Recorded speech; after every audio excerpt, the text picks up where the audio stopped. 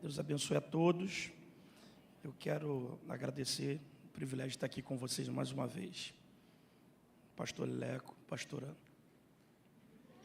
Rosângela, Deus abençoe. Eu acredito que você saiba que família é um assunto espiritual, não? Amém ou não? Amém? Porque quem constituiu a família foi Deus. E Deus é espírito. Então não tem como nós resolvermos problemas familiares com armas carnais. Então as armas da nossa milícia, a Bíblia diz que elas são poderosas em Deus. Elas são espirituais. Então não tem como a gente resolver os nossos assuntos familiares sem que a gente use as armas espirituais. A guerra da gente não está nessa esfera. A guerra da gente está na esfera do espírito. Então tudo quanto é cadeia, principado, potestade, prisões, dominadores, eles precisam ser bombardeados no mundo do espírito. Então eu gostaria muito de dividir com vocês aqui das tantas ferramentas que nós temos, talvez uma das mais poderosas. Capítulo 6 do Evangelho segundo escreveu Mateus, do verso 6 em diante, nós vamos fazer uma reflexão na palavra de Deus. Mateus capítulo 6, versículo 6. Por que eu digo isso? Porque a família cristã tem que ser, ela precisa ser tratada com princípios cristãos. Então eu gosto muito de livros que giram em torno do pensamento familiar, do contexto familiar, mas quando nós nos convertemos a Cristo, Jesus é a nossa bússola e o nosso orientador para que a gente possa vencer os nossos conflitos. E nesse tempo em que nós temos os bebês reborn, né, a gente percebe o nível de intelectualidade e de vida emocional que as pessoas estão desenvolvendo. Mas nós estamos aqui na presença de Deus. Quem achou o texto, diga amém. Quem não achou como eu, espera um pouquinho, mas eu já achei agora. Quando orarem, não sejam como os hipócritas, que gostam de orar em pé nas sinagogas e nos cantos das praças para serem vistos pelos outros. Em verdade, lhes digo que eles já receberam a sua recompensa. Mas ao orar, faz o que, gente? Entra onde? No seu quarto. E fechada a porta, ore ao seu pai, que está em secreto. E o seu pai, que vem em secreto, lhe dará a recompensa. E orando, não useis de vãs repetições, como fazem os gentios, porque eles pensam que por muito falar, serão ouvidos. Não sejam, portanto, como eles, porque o Pai de vocês sabe o que vocês precisam, mesmo antes de vocês pedirem. Diga amém. Qual é o modelo da oração que Jesus nos dá aqui? Portanto, quando orarem, orem assim: Pai, Pai, Pai, Pai nosso. Amém? Vamos lá. Esse contexto do capítulo 6, ele faz parte do Sermão do Monte, que é o sermão doutrinário de Jesus. Tudo que você quiser saber a respeito do pensamento de Jesus, no que tange respeito a comportamento, relacionamento, doutrina, princípio, eles estão basicamente inseridos aqui, nesse sermão chamado Sermão do Monte. Na verdade, esse sermão ele não começa no capítulo 6, ele começa no capítulo 5 e vai até o último versículo do capítulo 7. São pelo menos dezenas e algumas, provavelmente algumas centenas ou uma centena de versículos que tratam acerca de assuntos comportamentais importantíssimos. É aqui que Jesus fala sobre os dois senhores. É aqui que Jesus trata acerca da luz do corpo. É aqui que Jesus fala acerca dos tesouros no céu, dos dois alicerces, do comportamento dos hipócritas em relação aos que eram seus discípulos. Então ele começa esse sermão falando acerca das bem-aventuranças, e a gente não vai falar sobre isso aqui. Mas essas bem-aventuranças, no capítulo 5, ela tem muito a ver com o contexto religioso, principalmente nessa sociedade que estava influenciada pelos princípios da filosofia grega. Então Jesus, nas suas bem-aventuranças, ele inverte os princípios, que na realidade começa a dizer que feliz não é aquele que ganha, mas feliz é o que chora. Feliz não é aquele que recebe, feliz é o que é perseguido. E ele começa a inverter os valores para dissertar os princípios daqueles que seriam cidadãos do reino. No capítulo 6, ele fala de dois assuntos importantíssimos, que eu considero principalmente nos primeiros versículos. Primeiro, ele fala acerca das esmolas, do comportamento de quem oferta. Segundo, ele fala acerca da oração. E talvez esse assunto da oração seja um assunto importante, mas que causa desconforto na vida de muitas pessoas. Porque se você for viver uma vida de oração baseada nos princípios daquilo que Jesus está nos ensinando, talvez nós estejamos que rever o nosso tempo de oração e a forma em que nós estamos orando. Eu disse aqui que família é espiritual e que esse assunto se disserta de uma forma espiritual. E não tem como eu e você acessarmos o mundo espiritual se não for através da oração. Existem algumas coisas que eu tenho como um pensamento acerca da oração, principalmente de que a oração ela é um princípio de relacionamento. Então, quando Jesus diz que nós precisamos orar, ele não está dizendo que nós devemos ser religiosos. Ele está dizendo que Deus é um Deus de relacionamento. Por quê? Porque para que você acesse o mundo onde Deus habita, você precisa ter relacionamento com Deus que é dono de todas as coisas. E esse relacionamento não vem através de um princípio pagão, de um princípio religioso. Esse relacionamento vem através da orar. Ok. Então, eu tenho uma base, ou uma tese acerca da oração. Como, por exemplo, eu entendo que a oração é muito mais do que uma exigência de vai lá, faça lá, pega lá. Na verdade, a oração, como está baseado em relacionamento, é uma válvula de escape da alma da gente. Por quê? Porque tão importante quanto orar é a gente aprender a não orar errado. Então Jesus se preocupa muito mais aqui a nos ensinar como não orar do que nos ensinar a orar corretamente. E quais são as duas bases, três, que ele usa para fazer com que a gente aprenda a não orar errado? Primeiro, você não pode orar como hipócrita. Segundo, você não pode orar como gentil. Terceiro, você não pode usar palavras bonitas de sentidos vazios. Por que a gente entende isso? Porque, na verdade, Jesus está falando dos fariseus, quando ele usa a expressão hipócritas, porque ele mesmo taxou os fariseus como hipócritas. Fariseu pode ser tudo, mas você não pode dizer que um fariseu não é crente. O fariseu ora 3 vezes por dia. O fariseu dá dízimo de tudo que tem. Jesus mesmo fala sobre isso. O fariseu não tem uma roupa para vir na igreja, outra roupa para ir no shopping. Ele tem uma roupa só. Agora, o problema do fariseu era o legalismo, era o exagero. Os fariseus queriam ser vice-deus. Eles queriam ser Jesus Júnior. Eles queriam ser a 4ª pessoa da Trindade. Por isso, até a sua indumentária falava muito mais a respeito do que o seu coração. Aí Jesus diz, olha, esses religiosos hipócritas, eles gostam de orar na praça pública para serem vistos pelos homens. Parece que Jesus está aqui alfinetando uma igreja, parte de uma igreja do século 21, que fica fazendo live dizendo, estou orando por você subindo no monte.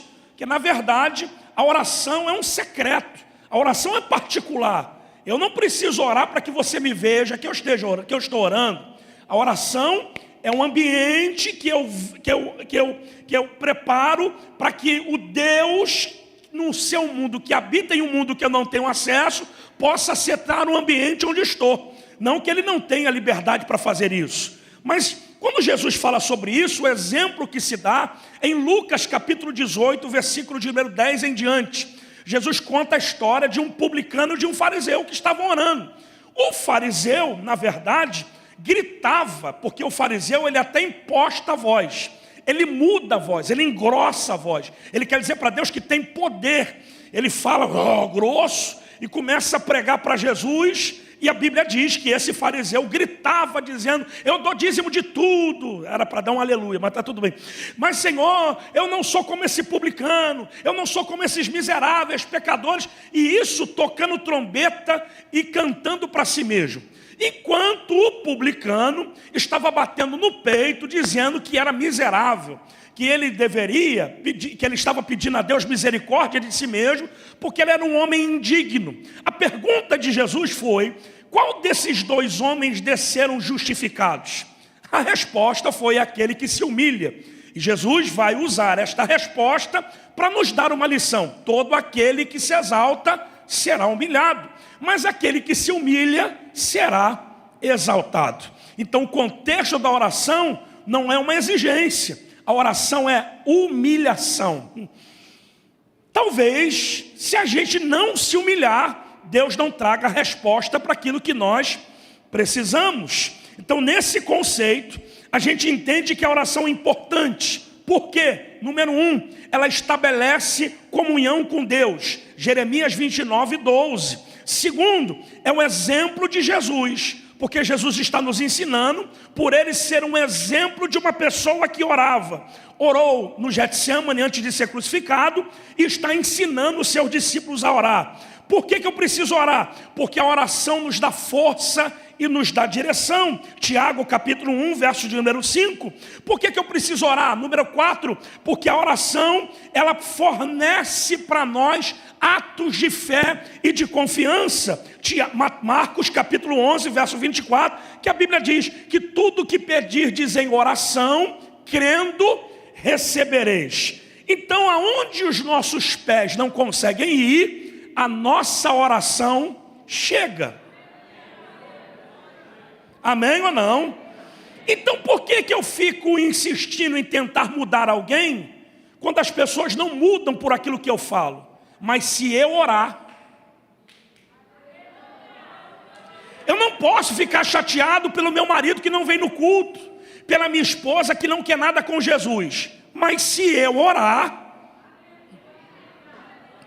vocês não estão aí, né?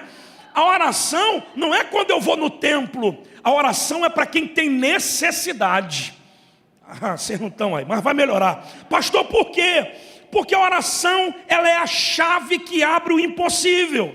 Por quê? Porque C.S. Lewis vai dizer que a oração não muda Deus, mas transforma a vida de quem está orando. Então, na verdade, quando eu oro, eu descubro em muitos casos que o vilão não é o meu cônjuge, o vilão não é o meu pai, o vilão não é a minha mãe. E talvez a oração descubra que quando você começar a orar, você perceba que o vilão às vezes é você. Por quê? Porque a tendência de Deus, antes de mudar quem está à nossa volta, é nos transformar primeiro. Porque se Ele transformar você, Ele transforma tudo que está à sua volta. Vocês estão vivos aí, não estão?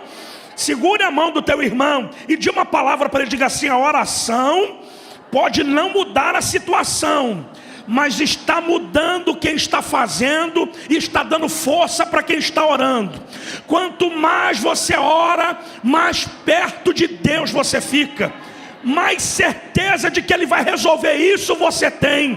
Por quê? Dá um sorriso. Porque a oração te acalma, a oração te tranquiliza, a oração não te abate. Fique um momento com Deus em oração para você ver se é melhor do que um calmante, se não é melhor do que uma terapia, se não é melhor do que um especialista. Você não precisa de uma dose maior de um remédio, você precisa de momentos de oração. Ore e descubra que na oração Deus vai trocar coisas com você. Você chega carregado, mas sai de lá com um fardo suave e leve. Ore. Quem está orando aqui, levante a mão e dê um grito de glória a Deus. Eu preciso falar com vocês que a oração pode ser considerada, e esse aqui eu não sei quem disse, mas a oração pode ser a ponte que liga a nossa fraqueza com o poder infinito de Deus. Eu queria te vender uma ideia de que tudo vai ficar bem, que quando chegar na tua casa vai estar um mar de rosas, mas não dá. Mas eu posso muito bem colocar o seu pé no chão e falar que Deus pode estar usando essa crise na tua família para te fazer ser uma pessoa de oração. Vocês estão vivos ou não estão? Pastor, por quê? Aí eu vou usar um exemplo aqui. O exemplo é que quando Davi teve a sua aldeia de Ziglag invadida, em 1 Samuel capítulo 30, vocês estão aí, né? Estão aí. A Bíblia diz que os amalequitas levaram cativas as mulheres e os velhos, as famílias de Davi e dos soldados. Levaram cativas, levaram o quê? Mais alto, diga cativas. Usa essa expressão, diga cativas. Mas perceba que eles não mataram ninguém. E por que Deus permitiu que isso acontecesse? Na boa, eu acho que Deus tem um controle, eu acredito que Deus tem um controle de tudo. Isso é ato de soberania. O que você não entende, aceita que dói menos. Amém? Deus controla tudo. Por que Deus permitiu que Ziglag fosse invadida? Porque Davi estava 1 ano e 6 meses desviado. Estava vivendo como um filisteu. E para Deus não perder Davi, permitiu que a família fosse atacada. Por quê? Porque Deus sabe onde toca na nossa estrutura para nos fazer voltar novamente. Era para dar glória a Deus, mano. Porque enquanto você está orando aqui, ninguém toca na tua casa. Sua casa pode não estar no teu controle, mas na mão do diabo também não está. Deus está usando isso para ter um nível de proximidade contigo. Vocês estão aí ou não? Segura a mão do teu irmão, diga, sabe por quê? Porque sobre os umbrais da tua casa está a marca do sangue. Diga, o cordeiro foi morto para que todas as famílias fossem preservadas. Então ninguém toca na sua família enquanto você estiver de joelho dobrado. Ninguém toca nos seus filhos enquanto você estiver de joelho dobrado. Eu vim dizer para a Metodista Central de Muriaé, não saia da sua posição de oração, porque enquanto você estiver orando, vai dar tudo certo.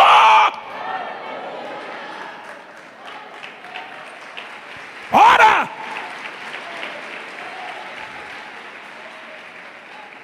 Aleluia! Pois bem, segundo o texto que nós lemos, tão importante como não saber, como não orar errado, como hipócritas e como gentios. Eu falei dos hipócritas, mas vou falar dos gentios. Que os gentios, eles pensam que no muito falar eles serão ouvidos.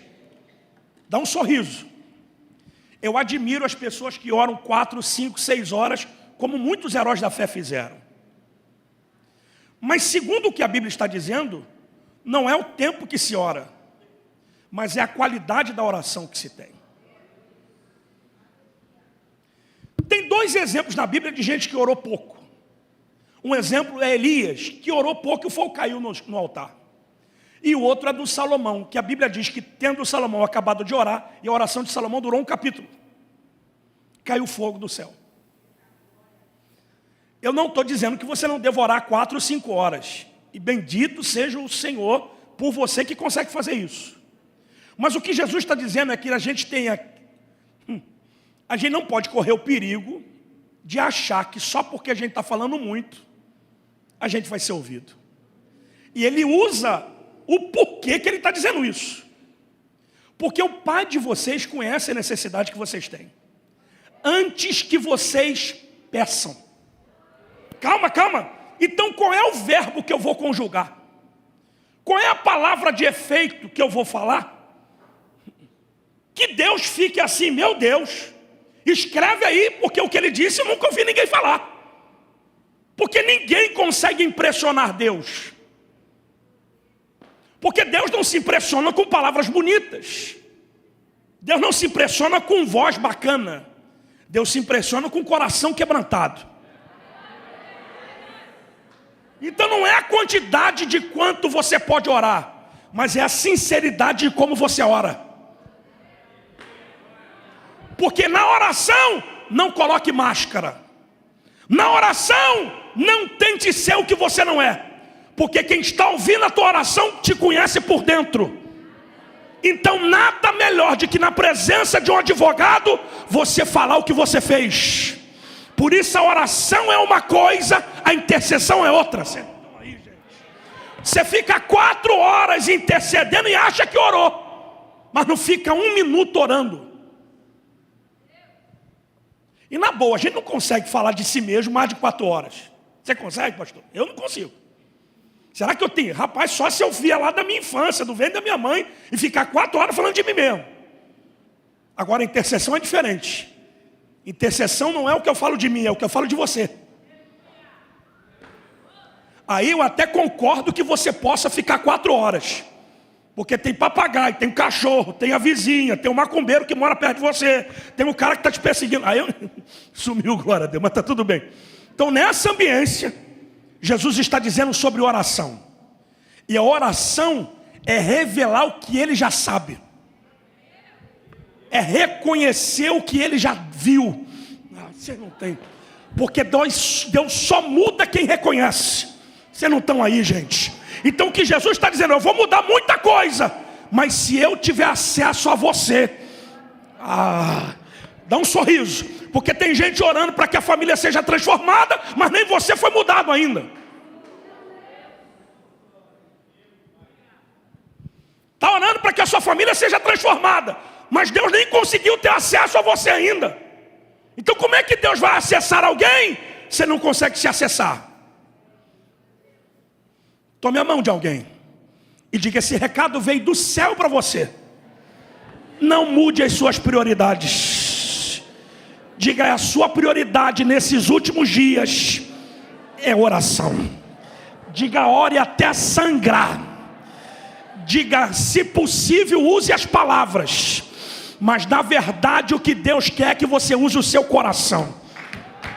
Existe uma canção num hino antigo, não aplaude agora não, uma canção no hino antigo que diz acerca da oração. É Elaine de Jesus que cantava.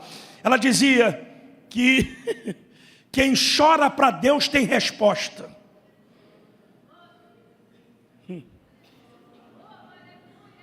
Porque Deus não suporta ver a lágrima de um crente não agir. Então quando você puder, use a palavra, mas quando você não puder, use só seu coração. Por quê? Porque o que Jesus está dizendo é que existe um ambiente onde Deus nos escuta mais rápido.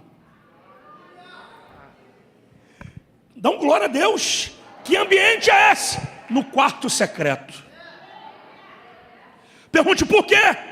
Porque dentro do quarto as vozes se calam. A gente está acostumado com o barulho da glória, mas não com o silêncio que a glória produz. Dá glória a Deus aí, gente.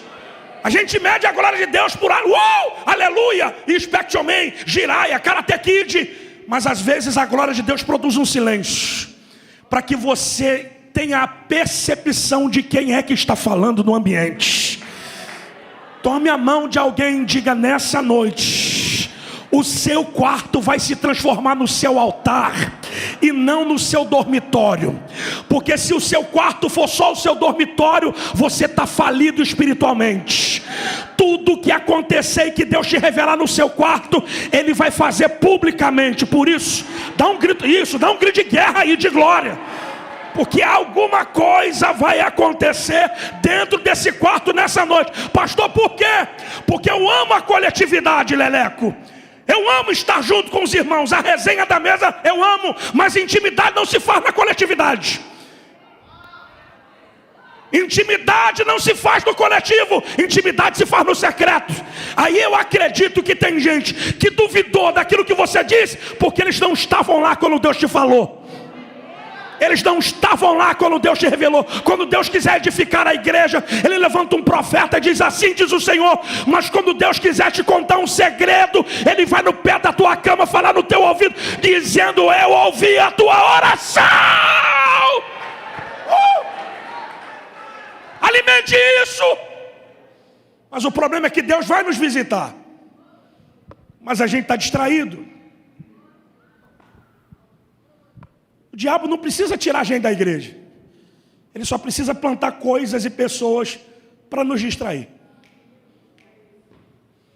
E uma melhor forma de distrair o crente, por isso que o nível espiritual da igreja está mudando, é rede social.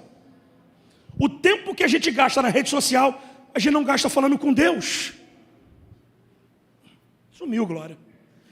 Aí o que a gente precisa? A gente precisa ficar vendo os The King, The Power, The Best. Pastora, eu acho que a senhora tem esse entendimento melhor do que eu. Nós estamos vivendo uma geração privilegiada. E o privilégio é que existe uma multidão sedenta para ouvir Deus.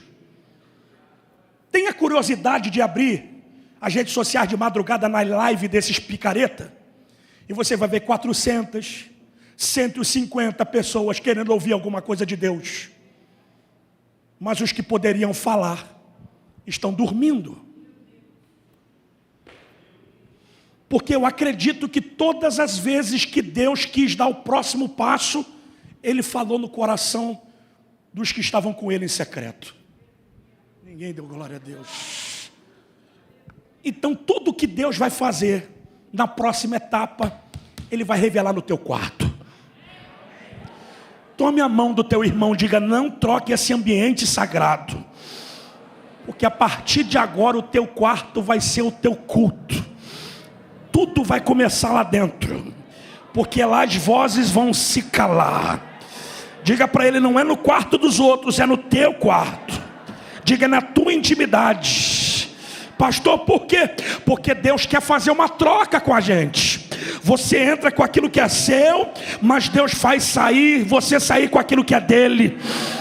Tem algo poderoso para Deus liberar para você nesse ambiente. Eu queria que vocês entendessem isso. Porque quem anda debaixo de uma revelação não fica desesperado. Você só está desesperado porque você deixou de ouvir Deus. Você está ouvindo um montão de gente, mas não ouve Deus. Mas nessa noite a voz de Deus vai te alcançar novamente. Essa noite você não troca mais nada por esse ambiente de intimidade. Porque Deus, segundo Amós, não fará coisa alguma sem antes revelar seus servos, os profetas. E quem é você? Você é o profeta da tua família. Você é o sacerdote da sua casa. Não permita que outra voz, que não seja a voz de Deus, direcione a sua família. Quem vai falar lá é Deus. Ninguém da sua casa vai se perder. Oh, glória!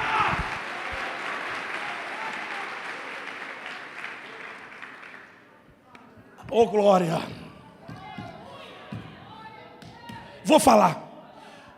Qual é o nosso problema? O problema é que nós ficamos talentosos demais. E eu ouvi um gordinho, tinha que salvar o vídeo dele. O que ele falou era tudo que eu queria pensar, mas ele não conseguiu. Não foi o Leleco não, esse gordinho, não foi outro. O gordinho falou um negócio. Ele disse: eu, por exemplo, sou da geração de que tudo era Deus. Eu sou de mais de 20 anos para trás. Então tudo da gente girava em torno de Deus. Eu vivi numa época que guitarra era pecado. Bateria na igreja era demônio. Mas e quando a gente tinha essas proibições, a gente ia buscar Deus. Então tudo era Deus. Eu ia para o monte para ver fogo acender. Tem um monte aí. A gente via fogo acender, anjo descer, um montão de coisa. Mas aí veio uma geração. A geração da estrutura. E a estrutura é maravilhosa. Você tem um ar-condicionado, essa cadeira vai ser mudada, né, pastora? Eu vou mudar a cadeira, você vai sentar num banco confortável. Um ar-condicionado gelando, um telãozão de LED. Isso é lindo, é maravilhoso. Aqui, eu estou sendo filmado aqui, dá um sorriso aí. Isso. Estou famoso, gente. Essa é a geração da estrutura. Só que essa geração da estrutura também gerou uma outra geração que nasceu dentro disso. Que não teve as experiências que a gente teve. Mas só teve o resultado que a gente tem. Então é a geração que não quer oração, mas é talentosa. Que sabe fazer uma filmagem, sabe nenenê. Sumiu, glória. Mas não ora. E o problema é quando nós nos tornamos técnicos sem dependência. Vocês estão vivos ou não? Aí a gente se torna técnico. Por quê? Porque você não precisa orar para tirar uma foto. Você não precisa orar para poder cantar bonito. Isso é talento. E na moral, não precisa nem orar para pregar legal. Você vai lá no site GPT e tira uma mensagem lá, daqui a pouco a igreja está dando glória ao que você fala. Isso é talento. Mas existem lugares no mundo espiritual que o talento não acessa. Era para dar glória a Deus, né? Aí vem Deus nos reposicionando para que a gente ouça o que Ele tem para dizer. Para que a gente não confunda a voz de Deus com a voz do homem. Vocês não estão vivos mais. Por isso, qual é o exemplo que eu tenho aqui para a gente orar? O exemplo é o Elias. Elias era bom? Para mim é o melhor profeta. O quê? Ninguém foi igual a Elias no início do ministério.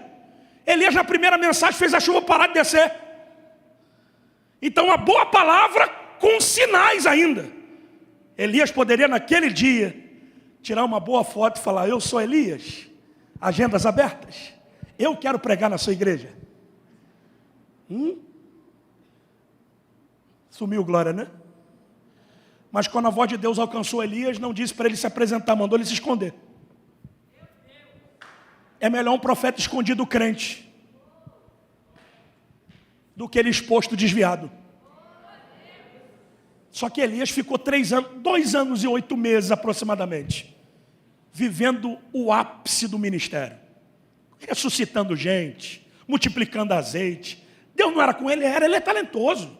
Foi para o monte, fez o fogo cair, matou os profetas à espada. Mas a Jezabel está vendo que tem gente crescendo no território dela.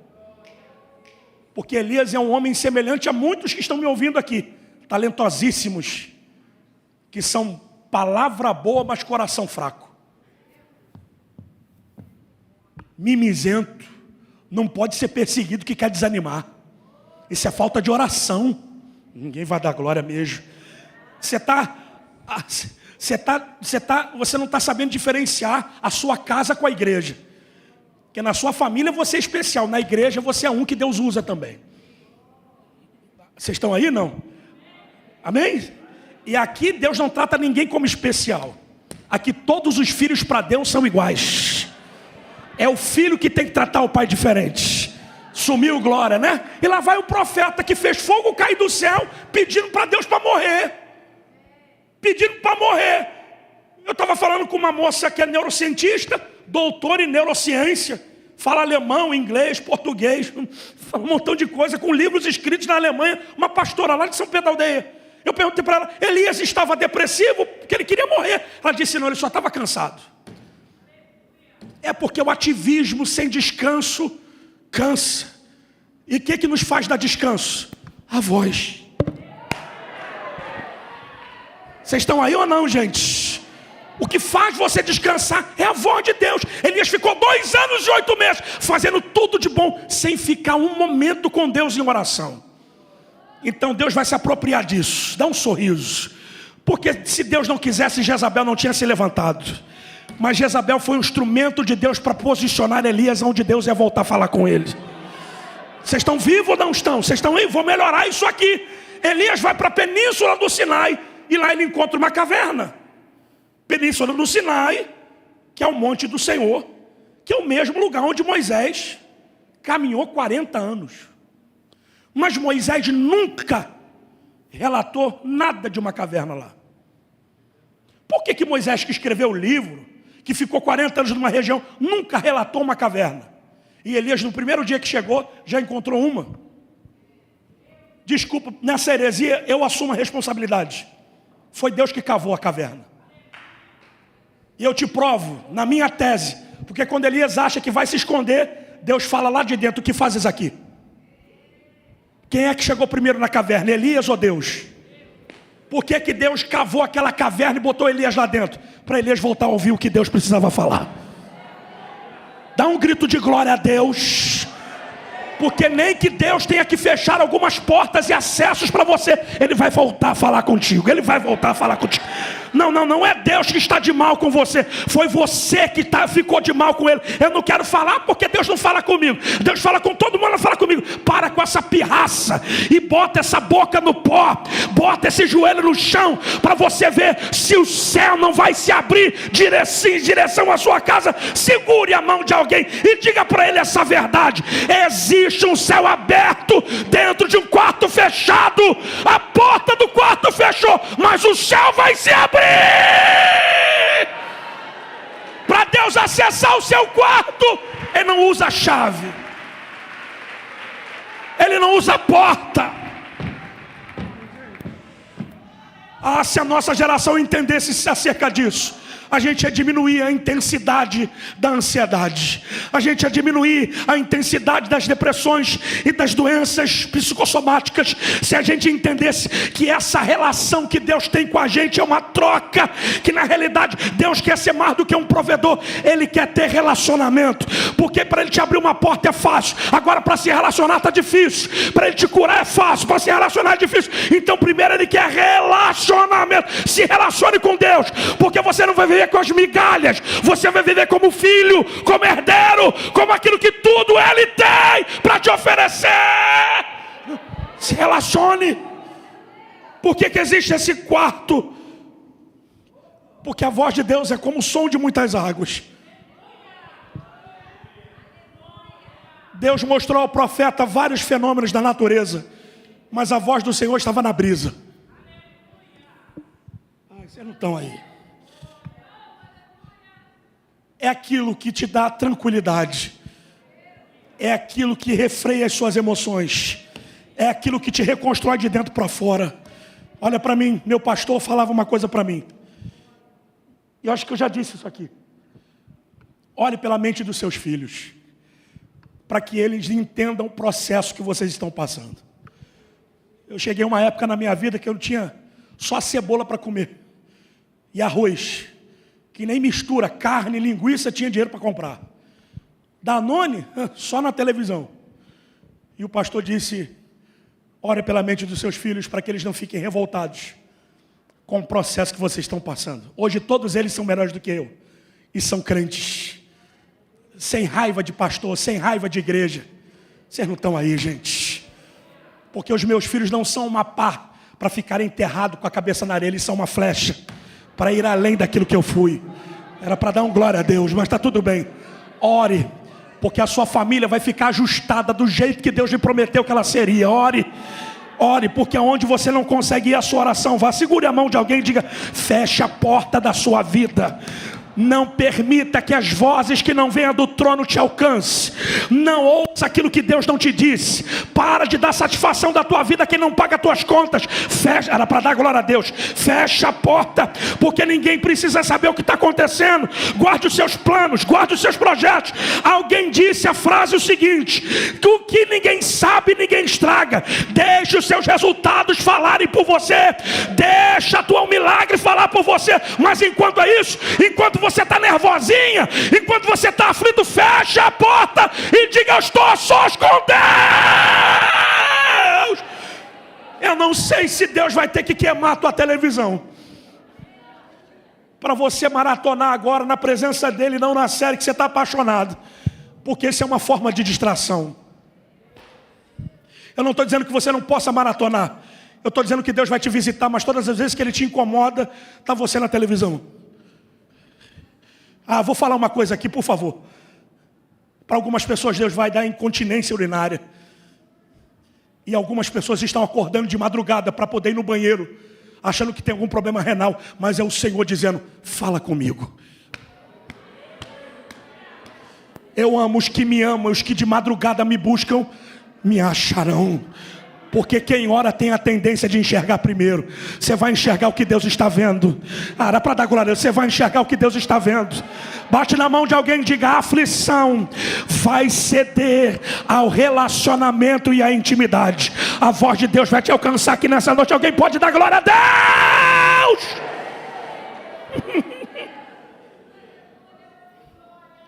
E eu acho engraçado, para a gente encerrar, é que na tradução João 'n Ferreira de Almeida diz que o que ele faz em secreto, ele exalta publicamente.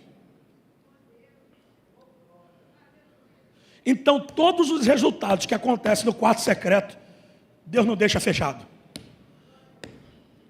Alguém vai perguntar: quem é que te patrocinou? Quem é que te deu esse dinheiro? Você vai dizer para ele: foi o quarto. Porque nesse ambiente onde ninguém vê, é um ambiente em que o olheiro está moldando você. O olheiro está trabalhando em você. Ninguém está vendo, a cortina está fechada. Porque as pessoas desmerecem os seus resultados, porque elas não viram o seu processo. Elas não viram o tempo que você gastou noite de sono acordado. Elas não viram o tempo que você trocou o dia pela noite, que você estava se preparando, você estava estudando, você estava orando, você estava falando com Deus, você estava lendo a Bíblia. Elas não viram isso. Então a tendência de quem não estava no quarto é desmerecer o que você recebeu. Mas fique em paz. O que acontece no quarto, Deus não deixa lá. Ele mesmo faz questão de te exaltar publicamente.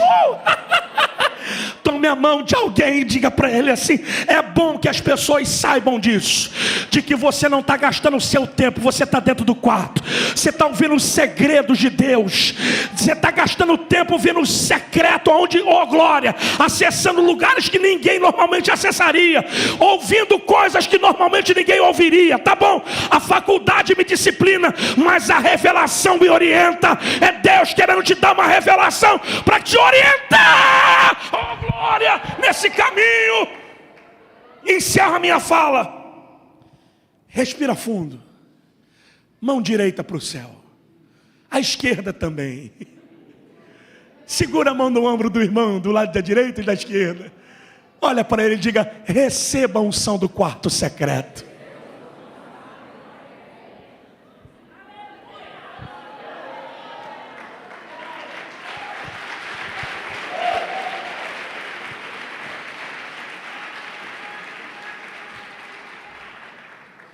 Acabou essa parada de você acordar parecendo que tem uma tonelada nas suas costas.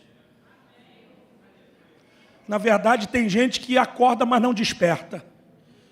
Mas uma noite com Deus faz o Jacó virar Israel.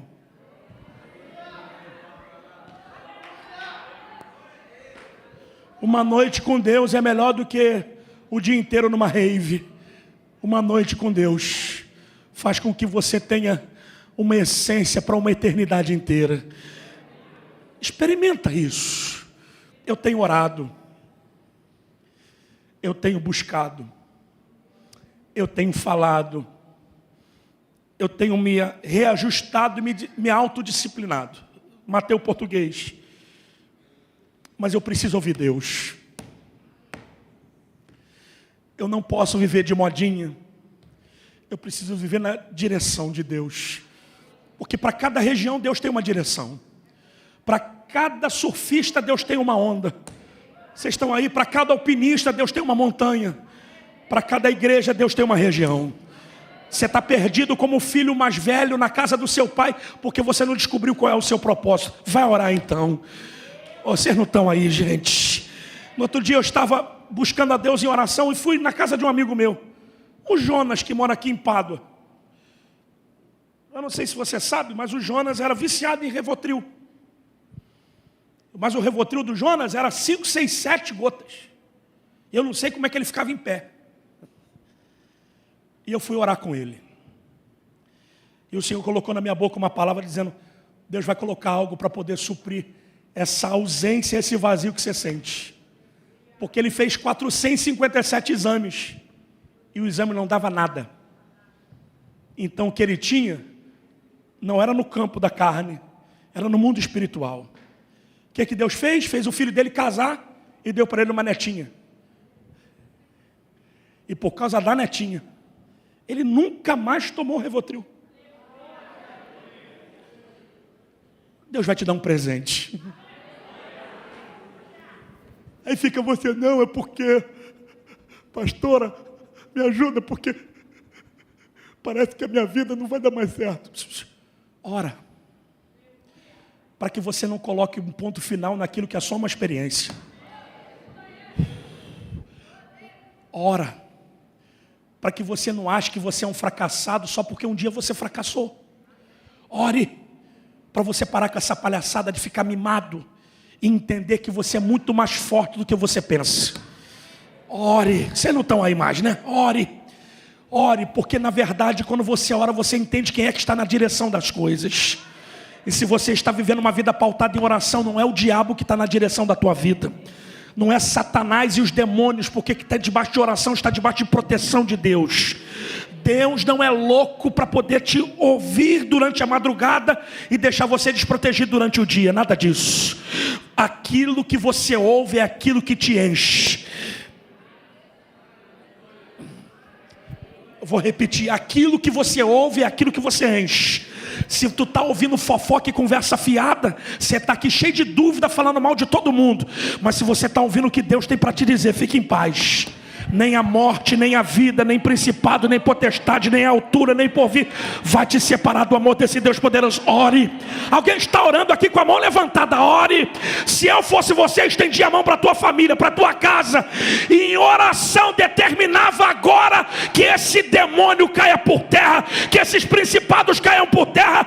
Diga em nome de Jesus que todos os da minha família sejam alcançados pela palavra, pelo evangelho, e nenhum mal mais sucederá sobre a minha casa. Ore! Eu orei por vocês. E talvez seja por falta de intimidade desse relacionamento que o filho mais novo saiu de casa. Saiu sem dar satisfação para o pai. Saiu matando o pai no coração. Saiu sem dar mais uma opção para que o pai falasse. Porque se ele ouvisse o pai, como se Sansão também tivesse ouvido o seu pai, ele nunca teria perdido o cabelo para Dalila. Ele nunca teria comido mel na barriga do leão. O que Deus está dizendo para você é que a voz de Deus é preventiva. A voz de Deus é melhor do que a vacina contra a Covid. É melhor do que a vacina contra a influenza. Porque a voz de Deus te vacina contra Satanás. Contra a voz que não vem do trono. Vocês estão aí? Dá um sorriso. Dá um sorriso. Porque eu quero saber agora quem é que quer orar comigo. Fica de pé. Nós vamos orar.